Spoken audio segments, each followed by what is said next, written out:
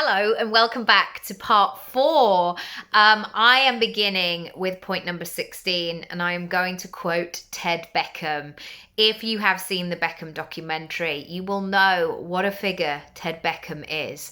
I feel like he should have a school of some kind of human training. I have to say, like, not everything I agreed with, but certainly that... I mean, again, I don't know if I would be doing this with my own children, but his theory clearly worked because David Beckham went on to be one of the world's greatest players. But one of the things that he used to do was he used to repeat certain situations. So he used to get David... I don't know why I'm talking like I know them. I don't, but you know what I mean. He used to get David to take the corner again and again. Like, no, again, do it again, do it again. And he said that he was always grateful for that because when he had those big games, it suddenly was down to the wire where he had to take the corner and it mattered and it counted. And it was potentially the difference between going through and winning or not and going home. And so he really worked on that methodology. And how I relate this to speaking is there will be some times in your business, in your life, where you have to metaphorically take the corner. You will have to step up, speak from the heart, say why something really matters to you. Go for the investment, be in the running with another person who is equally as qualified as you, but you want the thing, you want the job. And I have noticed that over the last 25 years, there have been so many times when in my business and in my life where I've had to go into that, not necessarily fighting talk, but winning talk, where I really step up and I say, I want this is important to me, and really claim that space and claim that theory. And so speak up is going to be there for you in those moments. In those moments, there's no room for, well, you know, I kind of sort of want this. Like, it'd be just really nice. That is not the energy that you would need to bring in that moment. And so having that strong foundation, understanding your purpose, why you want what you want, is going to be absolutely key. I've gone too far. Oh my goodness. Yeah. Speaking about what you do and your messaging, once you begin to speak it and it's in your body will essentially call bullshit on any like filler on your website. Anything that you might have written on your website. You know, when you just keep like writing, I'll just add another paragraph in here, like, oh, I'll add another testimonial. I'll just say that I'm good at that and I can do that as well. As soon as you begin to speak this and get it into your body will tell you if this is in alignment and this is true and in integrity, or if you're just adding paragraphs, or if you just wrote it because somebody told you to, or if you're trying to be all things to all people. Your body will tell you. You'll probably get a face where you're like, oh no, that feels a bit, no, I don't want to say that.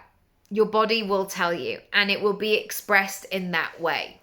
And so this is an exercise for you today, whether or not you do speak up, is to begin to read your content aloud. If it feels a bit icky, if it feels a bit out of whack, listen to it. It's trying to tell you something. Number 18, you will get to feel the room and meet it accordingly. There are so many things that I've spoken about before where there are industries, things like products, I always say, for new parents. They are designed, I'm sure, by people who are not parents, who have never been that tired and emotional and broken in those first weeks. Because if they were designed by those new parents, I'm sure, I would put money on it, that they would A, design it differently, or B, work on the instruction manual so people could absorb the information. And I think so often, especially with technology, is we can make assumptions. Like if we can put it in a spreadsheet, if we can create like a lovely customer avatar that feels really nice and well put together, we think that we've done the work. And that's why in my business, I talk about designing and delivering. Because in order to feel out and really, really serve people, you have to be in rooms, you have to be in conversations, in exchanges, feeling exactly what is going on. Because if you don't, you're making assumptions. And what you might find is, and I've heard this so often on podcasts, on talks that I've been to, sometimes I just think, oh, you're a bit outdated. You know, that's why so many people have been cancelled on the TV because, well, there's lots of reasons. But one of them is that somebody might say something and they're just not in the culture. They're not connected with what is appropriate or relevant or kind. You know, they're not in that conversation. And so speaking allows you to not just speak, but listen and be in that communication. Number 19, bespoke. You get to create something completely bespoke for their audience. And there are so many industries or regimes that have just stayed the same for so many years. So like the diet industry, for example, it's like, well, just eat healthy food and exercise more. Great, but there's such a spectrum in that. There's so much nuance. There's so much other stuff around there. You know, when it's like, well, if you want to lose weight, just stop eating a little bit less, you know, and it's just, that's not what it is. That's not what the thing is.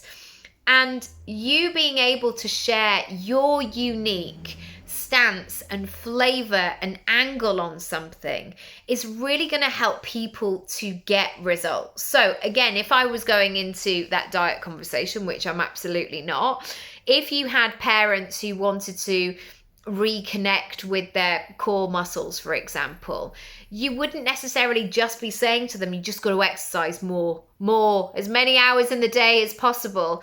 That is not necessarily a way to build core strength, nor is it safe. So you get the opportunity to add nuance to the conversation and make it truly bespoke. And number 20, you get to speak in a way that is completely unique. And if you looked at, I often think like if you looked at all newsreaders back in the 80s, they almost like they all sat in the same position, they shuffled their papers in the same way, they wore like a similar color palette, they all spoke with received pronunciation. And that was the case for a lot of presenters as well. You know, those game show hosts in the 80s and 90s, they were all like run by men. They'd have like a wacky tie on and they all had a sort of a similar vibe to them. Now is not that time. As audience members, we are looking, actively seeking, crying out for diversity. And when I set myself a challenge, a goal to read more, I really was very intentional about it, that I didn't just want to read the same books by similar kind of authors because it all just became a bit predictable. Plus, I'm interested in lots and lots of different things. And so if you don't see you out there in terms of the speaking and the circuit, that doesn't mean to say that there isn't a place for you. What it actually means is you just got to create one for yourself, because as soon as you come on, do you remember when Peter Kay came into the mix in terms of comedians? Everyone was like, where's he been all of these years? And he just exploded. It will be the same with your speaking career as well. People are looking for what it is that you have to offer, your representation, and you saying it in a way that truly suits you. I will see you in part 5. If you want to find out more about Speak Up, you absolutely can. More details down below. Any questions, use the message button in the bottom right hand corner of my website, and I'll see you in the next one. Bye.